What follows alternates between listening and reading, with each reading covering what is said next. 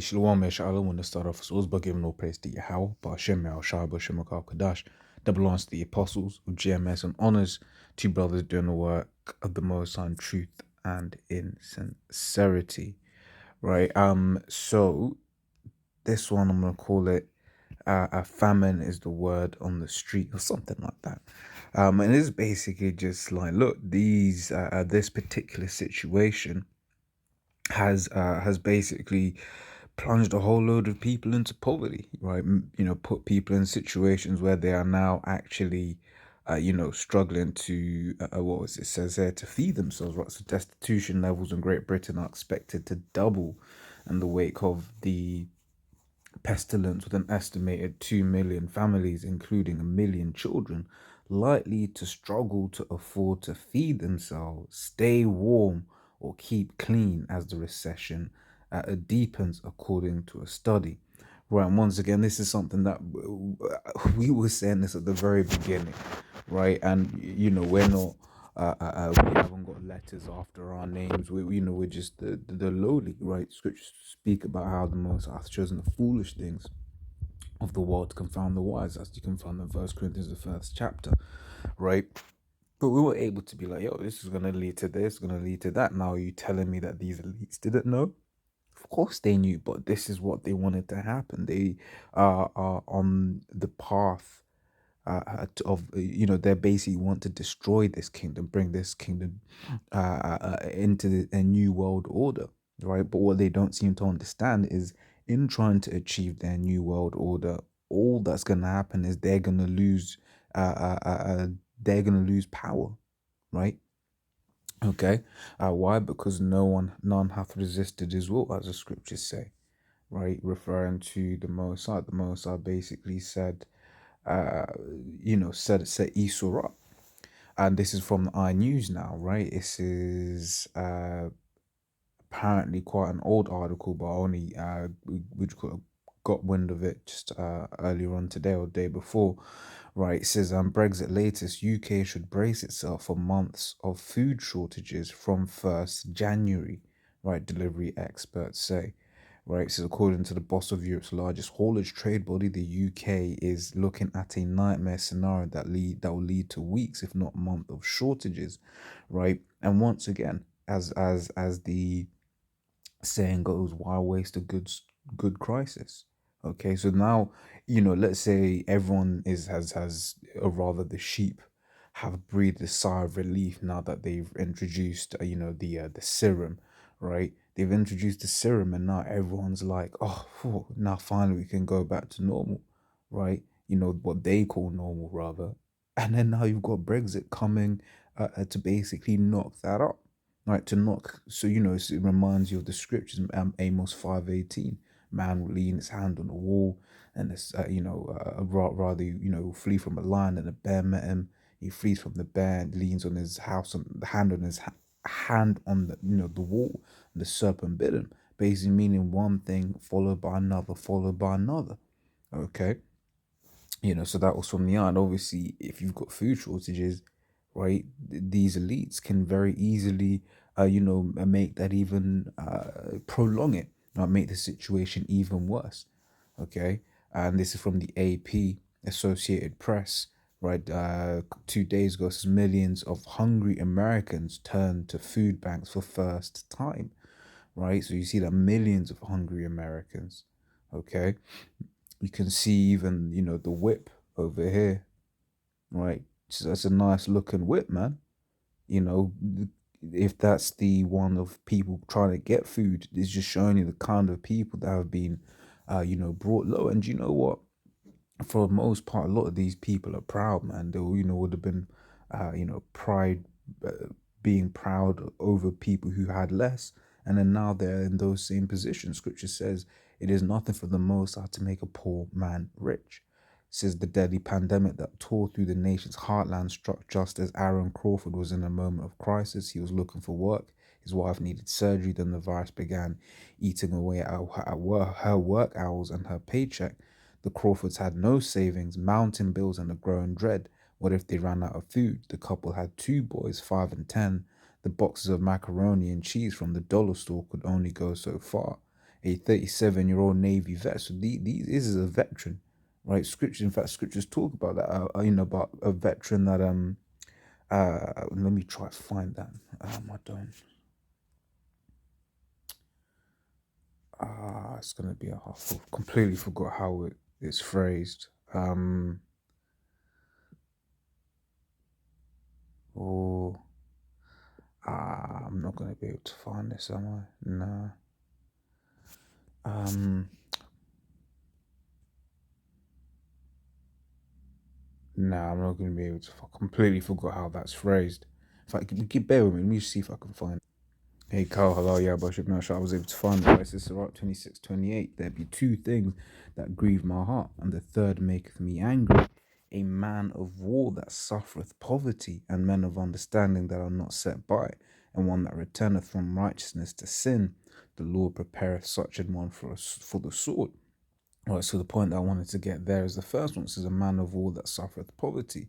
How was it, whenever you hear these Americans, you watch like American TV show and someone says, "Hey, I'm a veteran," everyone's like, "Woo!" gives them a round of applause. Yet allow them to go hungry, right? It says asking for food made him feel uncomfortable. I felt like I was a failure. He says it's this whole stigma, this mindset that you're this guy who can't provide for his family and that you're a deadbeat, right? So what were they holding? Okay, no, I was seeing. What is that actually? Yeah, I was seeing whether that was some kind of, uh, you know, um, digital identity cards or something. You see that? Norman Butler, a first time food bank user, and his girlfriend Cheryl Butler wait overnight in their cars, along with others lined up to receive food at a distribution center in Metairie, LA, right? In fact, those are two Jakes there. Waiting in line overnight, Wow. So yeah, I mean, this is what's coming on, man. Look at that. Cars wait in line during a Great to Pittsburgh Community Food Bank drive at a distribution in that must be a French word. I can't pronounce it. Dequens, Pennsylvania. It looks like, right? And you can see that's a long ass line, man. Right? These looks like the fuel lines you get in Zimbabwe, man. Right? You remember when Trump was calling all of them so-called Hamite nations, what do you call it? What's the word he used, man? Shithole countries. Now look, what's a shithole? Man. Yeah, so you can read that article, man.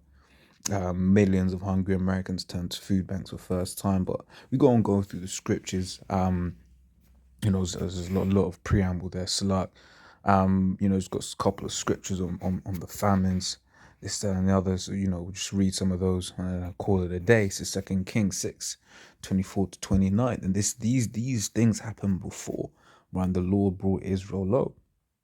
And the Lord is gonna do that again and bring Israel low again. Because at the end of the day, when we talk about people with savings, the ones without savings, rather the ones with savings, for the most part, ain't Jake. All right. So it says, and it came to pass after this that Ben Hadad, king of Syria, gathered all his hosts and went up and besieged Samaria. And there was a great famine in Samaria, and behold, they besieged it until an ass's head was sold for 80 pieces of silver, and the fourth part of a cab of dove's dung for 5 pieces of silver. Right, so that's how desperate people were. Then, as king of Israel was as the king of Israel was passing by upon the wall, there cried a woman unto him, saying, "Help, my lord, O king."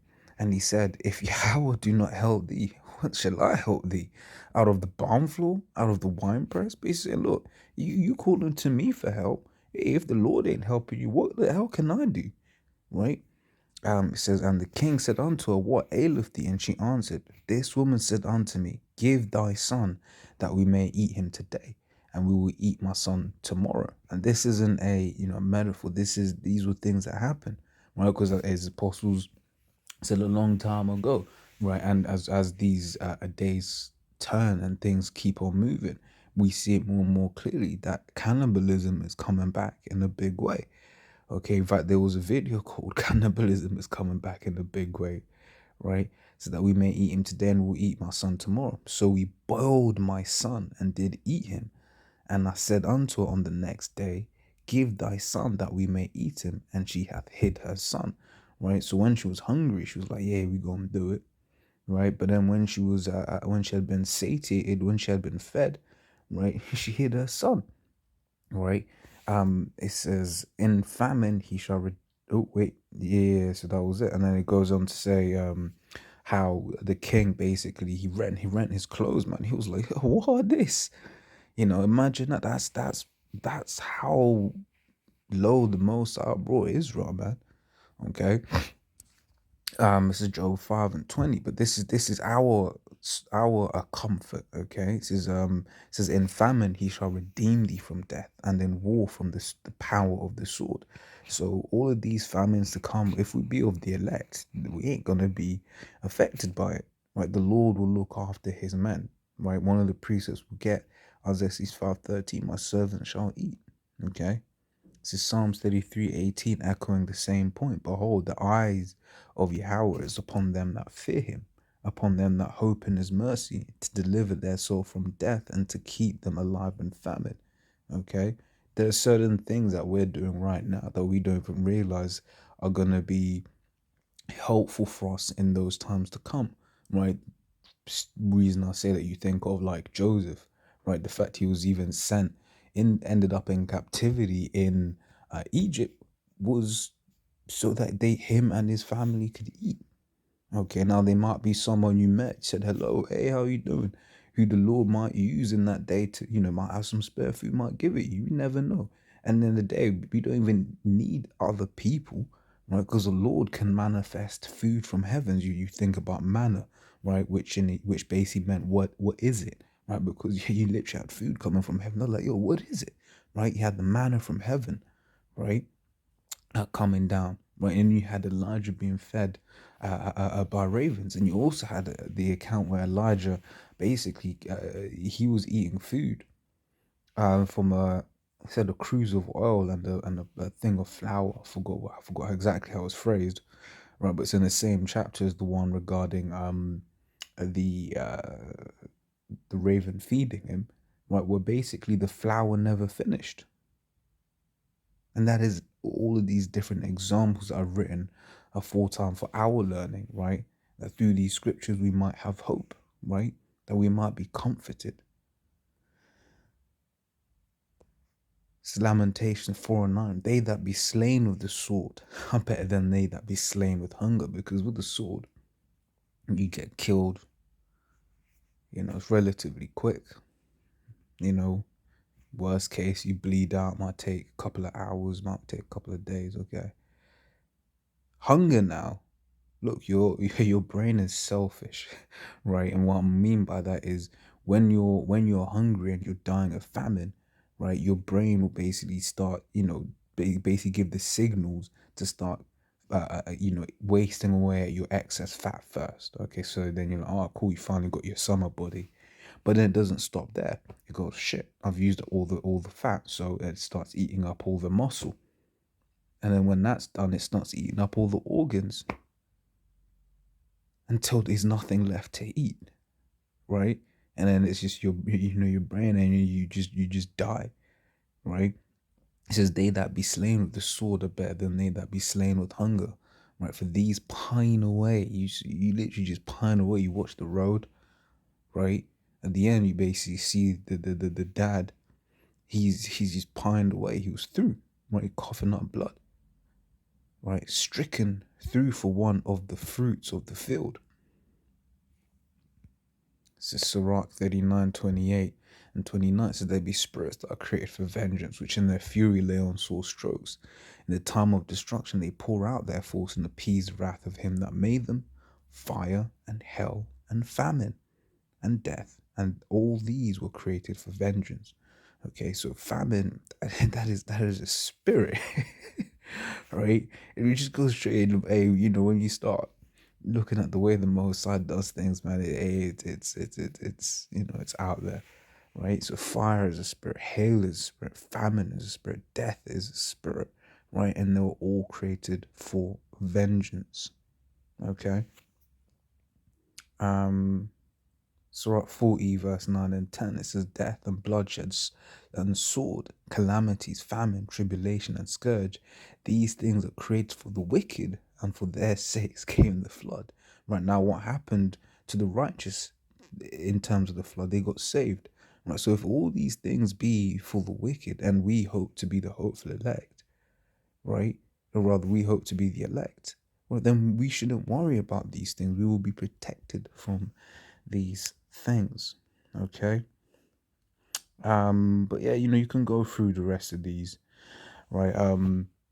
You got Second Ezra's 15, 19, Second Ezra 16, 18 to 22, Matthew 24 and 7, Romans 8, 35, Revelation 18 and 8. Yeah, so as always, Lord's will not edifying. Until next time, we're gonna say Shalom.